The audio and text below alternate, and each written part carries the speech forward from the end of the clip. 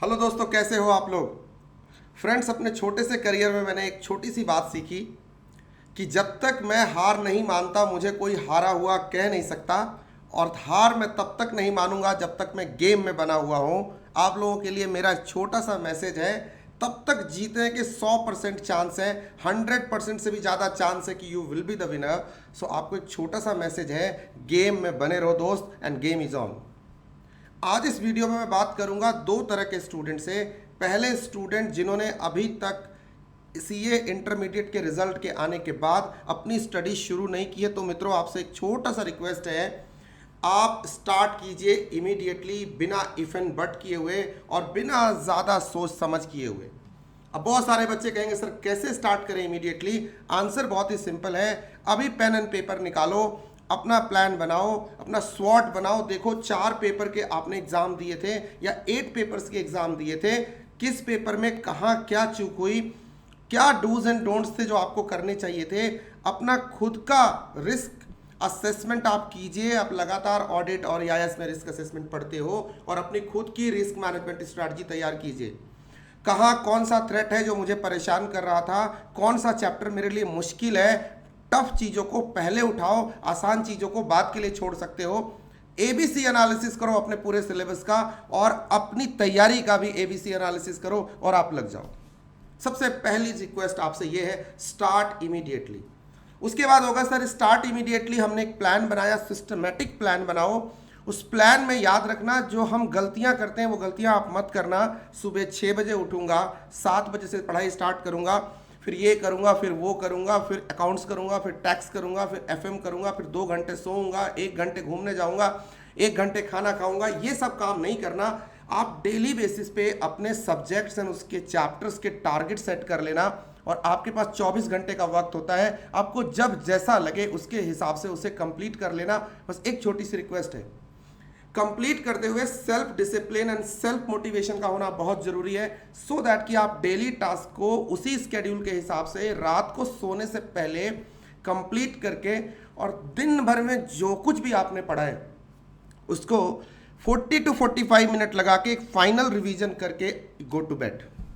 तो आपका ये स्केड्यूल डेली बेसिस पे होना चाहिए।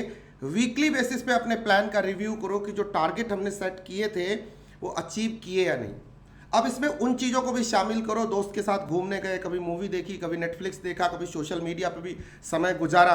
गलत बात थोड़ी है यार, मैं क्या कहता हूँ, भावनाओं में नहीं बहने का, लेकिन यूज सब कुछ करने का। At the end of the day we all are social being, human being, तो हमें तो इंटरेक्शन जरूरी है, नहीं तो हम बोर नहीं हो जाएंगे। सोच के देखो, तो ऐसा बोरियत वाला भी काम नहीं करने का। At the same time we have to continue our study. Number 2, अब एक तीसरी बात मैं आपसे करने जा रहा हूं। ये वीकली असेसमेंट करने के बाद शुरुआत के दिनों में you try to give your best, जितना ज़्यादा वक्त दे सकते हो। जो लोग आर्टिकलशिप में नहीं जा रहे, जिनकी कंपनियों, जिन्होंने फॉर्म्स ज्वाइन नहीं कर रखी हैं, उनके लिए मेरे को एक मैसेज है कि आप पहले 2 महीने में 11 से 14 घंटे जो भी मैक्सिमम टाइम आप दे सकते हो वो दो। धीरे धीरे जब अक्टूबर का महीना आएगा आप थोड़ा रिलैक्स हो सकते हो।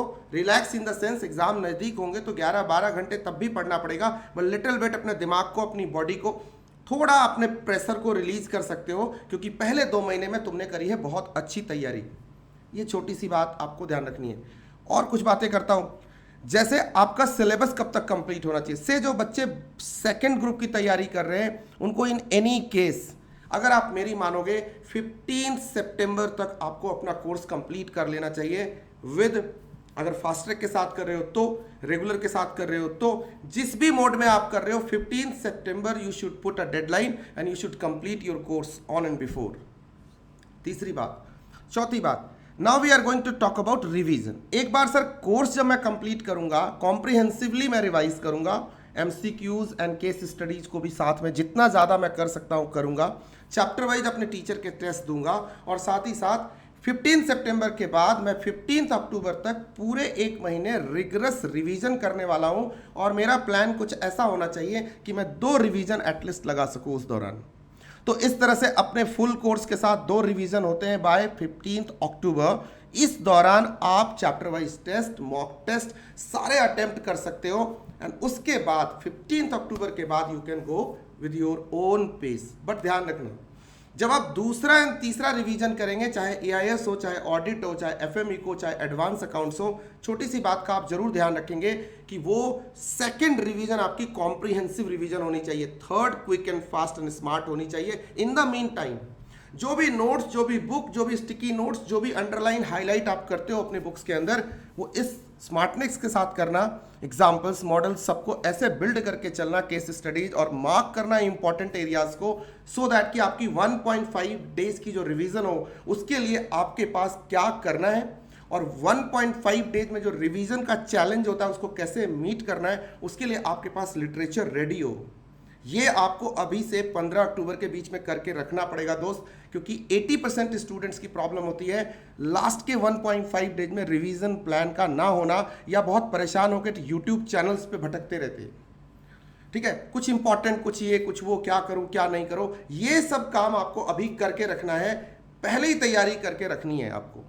ये भी बात हो गई रिवीजन। उसके बाद के 15 दिन में क्या करूंगा सर, रिलैक्स होके अपने थॉरोली चारों पेपर का एक लास्ट रिवीजन आप करेंगे as per your own plan. यहां आपको डेविएशन नहीं लगेगा। अक्टूबर के महीने में आप सोशल मीडिया कंप्लीटली बंद कर देंगे, कोई दिक्कत नहीं है, right. In the mean time जिन बच्चों को लगता है कि मुझे किसी पेपर में रिवीजन की दिक्कत है, कॉन्सेप्ट की दिक्कत है, जो आईसीआई का लेटेस्ट क्वेश्चन पैटर्न है, जो आप सब समझ रहे हो और सबके बीच में मैसेज गया है पिछले 3-4 अटेम्प्ट से, कि कुछ पोर्शन ऑफ द, मैं पूरा नहीं कह रहा, कुछ पोर्शन एवरी क्वेश्चन पेपर का 35 to 40% का जो पोर्शन है वो सिर्फ कॉन्सेप्चुअल नहीं है, वो सिर्फ प्रैक्टिकल नहीं है, वो एप्लीकेशन बेस्ड है। अभी आप मेरी बात समझ पा रहे हो। केस स्टडी भी नहीं है, केस स्टडी को अलग रखते हैं, वहां स्ट्रेट मामला है।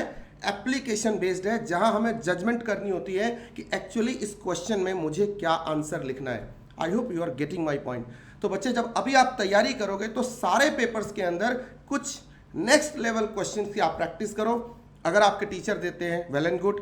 अगर आपके टीचर्स वही आरटीपी, एमटीपी, पास्ट ईयर और सब कुछ करा रहे हैं, कुछ नया नहीं करा रहे, कुछ नया क्वेश्चन अगर आपको गलती से नहीं मिलता है, जो मैं ऐसा नहीं मानता, सारे टीचर प्रोवाइड करते हैं, तो वैसे टीचर से पढ़ाई करो जो खुद के क्रिएटेड कुछ नए क्वेश्चंस आपको उस सरप्राइजिंगली कुछ ऐसे हर चैप्टर में कराते हैं, कुछ नेक्स्ट लेवल क्वेश्चन कराते हैं, जिससे आपकी लेवल की तैयारी नेक्स्ट लेवल हो जाती है।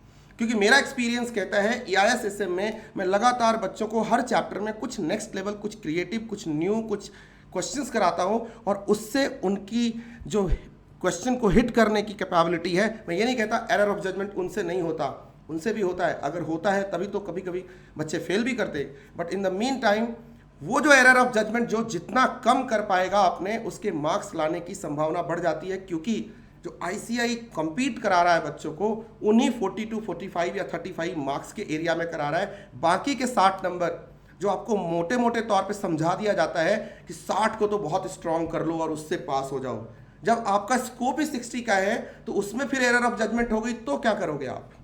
तो व्हाट यू हैव टू, और उसमें भी तो 100% सिलेबस करना है, what you have to do is आपको अपनी तैयारी के तरीके में बदलाव करना है। और ऐसे में अगर को लगता है कि इस लेवल की तैयारी मैं खुद से नहीं कर पा रहा हूं, जैसे कुछ पेपर बताता हूं जहां आपको बहुत मुश्किल आती है, जैसे EIS एक पेपर है, ठीक है। SM भी मैं कह रहा हूं आज की डेट में पहले वाला SM नहीं रहा। बहुत आराम से कह दिया जाता है SM आसान है, 2 दिन में कर लेंगे, 3 दिन में कर लेंगे, 1 दिन में कर लेंगे। कहने के लिए आप कह सकते हो, दिल बहलाने को ख्याल अच्छा है गालिब, बट जब क्वेश्चन आ रहे हैं EIS से ज़्यादा creative and technical question SM के अंदर आ रहे हैं, और SM is not a general management. Pointer रट के लाइन टू लाइन पढ़ के SM नहीं समझ में आती। SM की इंटरप्रिटेशन होती है मैक्रो इकोनॉमिक्स की तरह। स्ट्रेटेजिक मैनेजमेंट में हर एक पैराग्राफ की एक सेपरेट इंटरप्रिटेशन है। इंस्टीट्यूट उसको ध्यान में रखता है और उससे क्रिएट कर देता है क्वेश्चन एप्लीकेशन बेस्ड। तो वहाँ पे हमें रहना है अलर्ट। और दूसरा पेपर है, मैं कहूँगा ऑडिट। ऑडिट में फिर टेक्निकलिटीज, एप्लीकेशन, बिकॉज आपकी जिंदगी है, आपके DNA में ऑडिट होता है। आपको उस DNA को स्ट्रॉन्ग करना होगा with a better conceptual and practice oriented teacher. आपको ये दोनों पेपर में always you have to remember, whenever you choose a faculty, that person must be, I'm telling you, must be a industry practitioner। वही आपको 35 से 40 number के जो वो क्रिएटिव क्वेश्चन है उसके लिए रेडी करा सकता है। और ये एक दिन में या किसी टेस्ट सीरीज से या उसकी कुछ बुक ले लेने से या उसका कुछ मॉड्यूल देख लेने से नहीं होगा। ये क्लास में एक प्रोसेस होता है जिसके थ्रू वो बंदा टीच करता है आपको 50, 55, 60 लेक्चर, और 45 लेक्चर, 50 लेक्चर, और उसमें आपके ब्लड में वो चीज़ ट्रांसफर करता है, जो उसका नॉलेज बेस है वो आपके नॉलेज बेस में कन्वर्ट करता है। It's a process, it's not a tool कि भाई मैंने आपको एक क्वेश्चन बैंक दे दिया और आपको मेरा इंडस्ट्री एक्सपीरियंस आपके अंदर वो आत्मा घुस गई, ऐसा नहीं होता। So you have to remember this thing. तो जिन बच्चों को यहाँ कॉन्सेप्चुअल प्रॉब्लम आ रही है और यहाँ दिक्कत आ रही है, इमीडिएटली कुछ अच्छे फास्ट ट्रैक ले। AISSM में आप मेरा फास्ट ट्रैक ले सकते हो, और ऑडिट में आप कपिल सर का फास्ट ट्रैक ले सकते हो। 2 सब्जेक्ट्स में FM इको में किसी को दिक्कत है तो I will highly recommend Namit Arora sir, और बाकी सब्जेक्ट्स में आप अपने तरीके से देख सकते हो। प्रवीण जिंदल सर का आप लेक्चर देख सकते हो, राहुल गर्ग सर का देख सकते हो, जितिन त्यागी सर का देख सकते हो। बहुत सारे फैकल्टीज़ हैं अकाउंट्स, एडवांस अकाउंट्स में मैं कह सकता हूँ। सो समथिंग लाइक दैट, जहाँ भी आपको टेक्निकल इश्यूज आते हैं जिस पेपर में आपको क्रैक करने का। अभी बहुत बच्चों से मेरी बात हुई, उन्होंने कहा सर एडवांस अकाउंट्स में अपने को दिक्कत हुई। एडवांस अकाउंट्स, अब एडवांस अकाउंट्स में क्या दिक्कत हुई? कुछ 35 से 40 नंबर नेक्स्ट लेवल क्वेश्चन थे, उसके लिए बच्चे कह रहे थे कि भाई उसके लिए अपन आउट ऑफ सिलेबस नहीं होते, वो हमारी सिलेबस में ही बिटवीन द लाइन या इंटरप्रिटेशन या उसकी इंडस्ट्री एप्लीकेशन कुछ और होती है, जो शायद बुक पढ़ के हमें नहीं बताई जाती, या हमने नहीं सीखा, हमने उस तरह से सोचा ही नहीं जब हम उस मॉड्यूल में उस टॉपिक को पढ़ रहे थे। बाद में समझ में आया कि अरे यार, क्वेश्चन आने के बाद अपने को समझ में आया इसका तो ये एप्लीकेशन हो सकता है या होता है, इसलिए इंस्टीट्यूट ने ऐसा क्वेश्चन पूछा। ये स्कोप आपको नहीं छोड़ना है। इसके लिए आपको अच्छी बुक्स, अच्छे टीचर्स का सिलेक्शन भी करना होगा। आपके पास टाइम है, 100 डेज का अप्रॉक्सीमेटली आपके पास टाइम है। You have enough time, start immediately, complete your course maximum by 15 September and 2 revisions by 15 October and then revise yourself. 3-4 revision के साथ, 3 रिवीजन के साथ आप एग्जाम में जाओ, you will get the admission. But एक चीज मत भूलना, चलते चलते कहूँगा, जो कुछ भी आप सीखोगे आपको लिखते हुए पढ़ने का और पढ़ते हुए लिखने का प्रैक्टिस नहीं करना है, क्योंकि दिमाग के साथ साथ हाथों को भी याद होता है। और अंतिम बात जो अब मैं आपसे कहने जा रहा हूं, 60-40 के फॉर्मूले पे काम करना। सर 60 का मतलब क्या? 60 का मतलब 60% रीडिंग को देना, 40% रिसाइट करो, रिवाइज करो, रिकॉल करो, राइट करो, रीराइट करो। इस प्रोपोर्शन में अपनी तैयारी करो। You are going to be the next champion in November 22 guys. So तूफान से टकराओ, वक्त का तकाजा है यारो, कब तक चलोगे किनारे किनारे। और एक लाइन बचपन में मेरे टीचर ने सिखाई थी, वो बोल देता हूँ, या बोरा डूबंडरा रहा किनारे बैठ, जिन ढूंढा तिन पाइयाँ गहरे पानी बैठ। जिसने मोती ढूंढा, जो उसने गहरी पानी में गोता लगाया, उसने मोती ढूंढा, वो विनर बना, वो सक्सेसफुल हुआ। गेम इज ऑन, गेम में बने रहो। गेम में जब तक रहेंगे, जो किनारे पे बैठ के डरता रहा, देखता रहा, भंवर को सोचता रहा क्या करे क्या ना करे, बहुत ज़्यादा पानी है, बहुत ज़्यादा तूफान है, बहुत ज़्यादा हवा है, वो डर के किनारे पे ही बैठा रहा, चांस तो उसी के हैं पास होने के जो गेम में बना रहेगा। जो गेम छोड़ने की सोच रहा है उसके तो जीतने के चांस खत्म हो जाते हैं। जो गेम में है, जो गेम में बना हुआ है, जो गेम की फाइट कर रहा है, और आप सब फाइटर हो आई नो, तो आपके जीतने के पूरे पॉसिबिलिटीज है, आपको कोई हरा नहीं सकता। So just dive down and get your pearl. This is what my broad message is. You have to prepare in this manner. अगले 100 दिन आप इस स्ट्रेटजी के साथ काम करो। जितनी बातें मैंने इस वीडियो में आपको बोली है उन सबको नोट कर लो, उनको इम्प्लीमेंट करो। इससे ज़्यादा बातें कुछ होती नहीं है। एंड डोंट वरी, छोटी सी बात कहूँगा, इससे ज़्यादा किसी वीडियो में आपको कोई बात कहीं दिख जाए, मिल जाए, या किसी ने कोई और सजेशन दे दिया हो तो बता देना। यही क्रिस्प है, करना आपको है, आप इंपॉर्टेंट हो। बताने वाले इतनी बातें आपको बताएंगे, सेट रूल है, हर कोई इसी फॉर्मूले से सक्सेस लेता है। इतनी मोटिवेशन, इतना ही ज्ञान, बाकी तो सब माया है, वो किसी की नहीं है। ध्यान रखना, यही बातें गोल गोल घूम घूम के अलग अलग पहिए से, चक्कर से आपके पास पहुंचेंगी। अब आप सोचोगे इधर भी सुनते उधर भी, कॉमन टू ऑल है। इसको इम्प्लीमेंट करो। इम्प्लीमेंट आपने करना है, वो दम आप में है, आप ही करने वाले हो। जो करना है आपको करना है, just do it, be in the game and be the winner. Wish you all the best. You are watching AISSM with Om. Thank you.